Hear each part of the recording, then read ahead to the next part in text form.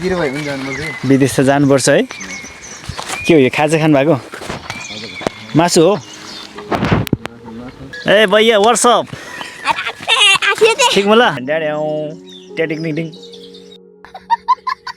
बच्चा उहाँ छ यसको चाहिँ नुनु आऊ नुनु आऊ त नुनु मम्मी खै तिम्रो मम्मी।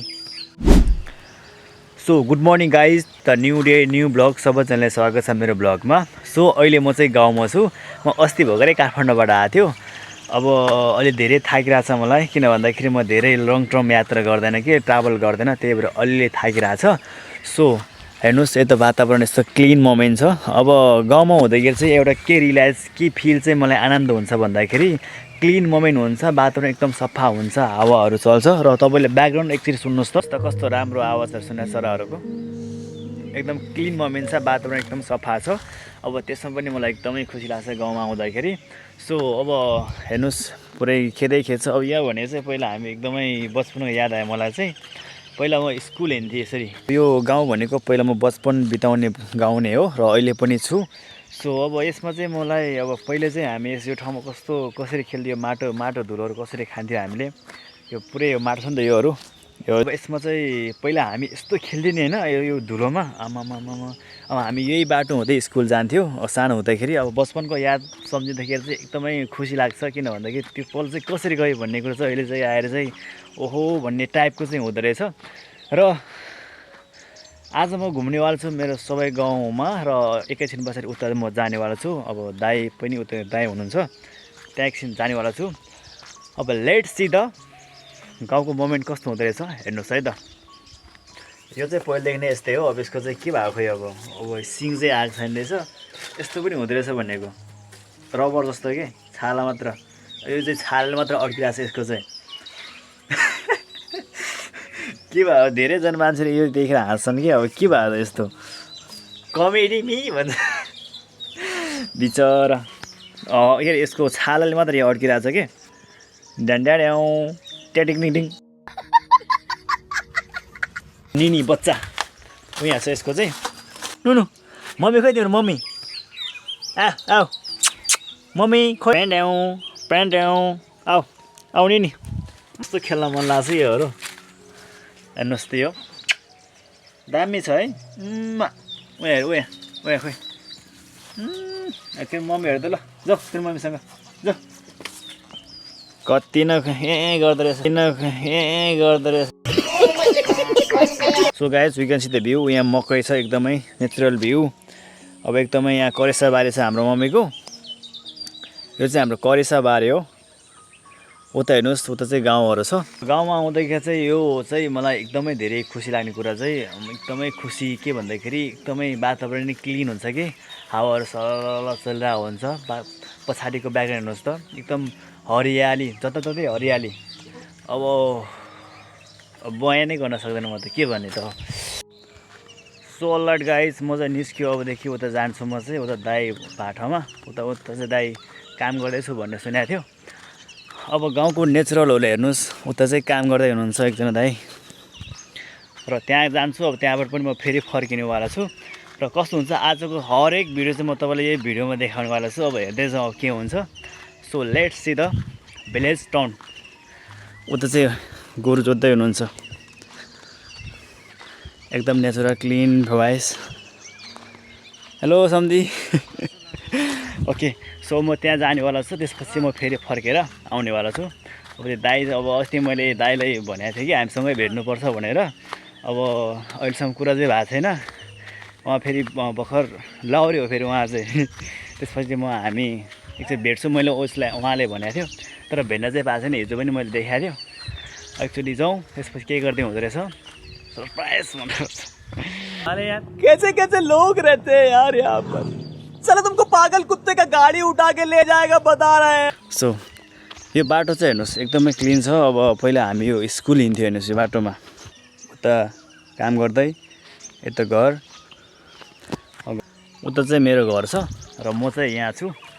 र यो बाटोमा चाहिँ म पहिला यस्तो हिँड्थेँ हामीहरू चाहिँ अब बचपनमा चाहिँ कि स्कुल जाँदाखेरि अब सधैँ हिँड्ने गर्थ्यो हेर्नुहोस्। अहिले चाहिँ मलाई त्यो बचपनको याद धेरै आइरहेको छ।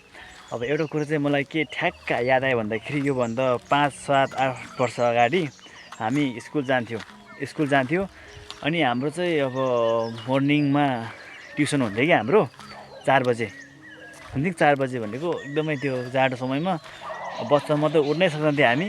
त्यो बेला चाहिँ हामी ट्युसन जान्थ्यौँ र त्यो बेला चाहिँ हामी दुईजना हुन्थ्यो अनि एकजना सानो भाइ पनि थियो। हामी जान्थ्यौँ कि यो बाटो हुँदै जान्थ्यौँ कि अनि लागेन है हान्डोको करनी त काम गर्दैछ एकजना लौरे। म त्यहाँ जानेवाला छु है त। Let's see. हो त काम गर्दैछ गाउँमा। अब त्यो मान्छेलाई भेट्नलाई म यहाँदेखि जाँदैछु। म त्यहाँ जानेवाला छु। Let's see. उता हेर्नुहोस् पानी छ है त त्यो पदेरामा, त्यसलाई कुवा भन्छ। सधैँ हामी पानी खाने चाहिँ यहीँको हो। अब गाउँमा चाहिँ यस ठाउँमा पानी खानुपर्छ क्या, एकदम क्लिन छ। अब यहाँ खोल्ची छ, पहिला हामीले यहाँ पानी खान्थ्यो कि। हेर्नुहोस् 2x जुम खोल्छ हेर्नुहोस्, यहाँ चाहिँ क्लिन छ। अब एउटा खुसी कुरो चाहिँ के देखाउँछ भन्दाखेरि एकदम खतरा। हेर्नुहोस् यस यहाँ के रहेछ, आँपको रुख छ है त। अहिले चाहिँ आँप छैन। त्यो बेलामा हामीले आँप खान्थ्यौँ यहाँ, त्यो पनि चोरेर है त। अब त्यो बेला यो माथि घर थियो, अहिले चाहिँ छैन त्यो घर। अनि यहाँ खान्थ्यौँ हामी। स्कुलबाट आउने बित्तिकै हामी यहाँ आउँथ्यौँ कि। स्कुलबाट आयो, ब्याग स्याग राख्यो, टाप आयो अनि आँपमा यो रुखमा चढ्यो अनि यहाँ चढेर खान्थ्यौँ हामीले। आमामामा हामीले त यत्रो ढुङ्गाले हान्थ्यौँ भने माथिबाट भाग्थ्यो त्यस पछाडि। हेर्नुहोस् त अहिले चाहिँ यहाँ आँप छैन। अब अहिले त आँप फल्ने समय पनि भएको छैन नि त। अब 3-4 महिना पछाडि मात्र आँप हुन्छ। हामीले त्यसरी खान्थ्यौँ। हेर्नुहोस् अब बचपनको कुरा हो, सानो कुरा। अब अरूले कराउँछ के गर्छ भन्ने कुरा डर नहुने कि, जे देख्यो त्यही खाइहाल्ने। अब हेर्नुहोस् त यो माथि टुप्पोमा जान्थ्यौँ हामी, यसको टुप्पोमा जान्थ्यौँ अनि चोरेर खान्थ्यौँ हामीले। एकदम मिठो हुन्थ्यो आँपहरू। म चाहिँ यहाँ आइसकेको छु। काम गर्दैछ एकजनाले, खेत जोत्दै हुनुहुन्छ। त्यहाँ जाउँ।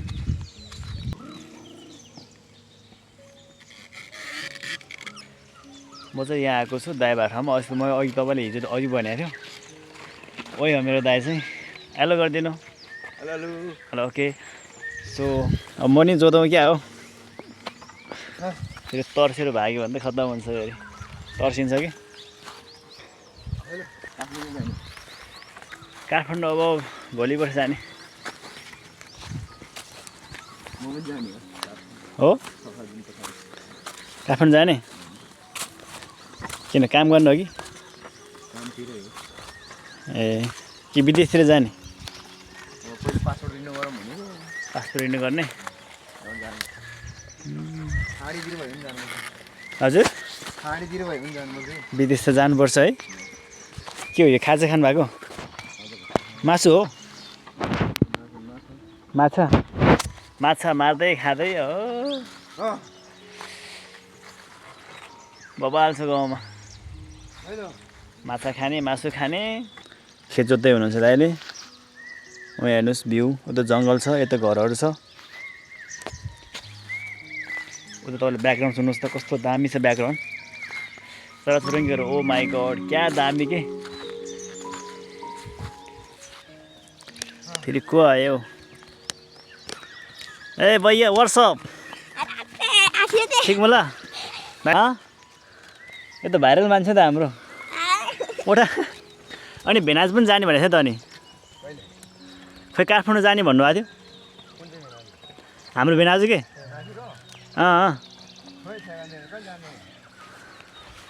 खोइ अब जाने रे, अनि पासपोर्ट एप्लाई गर्ने भन्दै हुनुहुन्थ्यो कि। अब त गएपछि नफर्किने नि। अब सबैजना काठमाडौँ जाने भन्छन्। गाउँमा त कोही हुँदैन कि, बस्नै मन लाग्दैन यार। उता गयो अर्को काम हुन्छ, यता अर्को काम हुन्छ, फेरि कोही हुँदैन फेरि गाउँमा। 1-2जना भए मान्छे पनि काठमाडौँतिर छ, विदेशतिर। अब यसरी जोत्ने हाम्रोतिर चाहिँ यसरी जोडिन्छ। अब खासै अब डेभलप भएको छैन। हलोकै चलन चल्दैछ बाजेहरूको है भैया। ओ भैया यता हेर त। सो लाइट गाइस, म चाहिँ त्यहाँदेखि निस्किसकेको छु। अब गाउँमा सबैजना आफ्नो काममा धुनुहुन्छन्, आफ्नो काम गरेर हुन्छन्, धेरै डिस्टर्ब पनि गर्नु हुँदैन।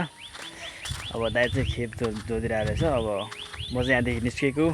सो त्यही होला, तपाईँहरू नयाँ हुनुहुन्छ भने युट्युब च्यानलले पनि सब्सक्राइब गरिदिनु होला। अब यस्तो यस्तो भिडियोहरू मैले हालेर आउँछु। कस्तो हुन्छ कमेन्ट गर्नुहोस्। अब घरतिर पनि जानु पऱ्यो, फेरि मम्मी एक्लै हुनुहुन्छ घरमा। अब खानासाना खानु पऱ्यो अब एकैछिन पछाडि। र त्यही होला, टक्क सबैजना सब्सक्राइब गरिदिनु होला।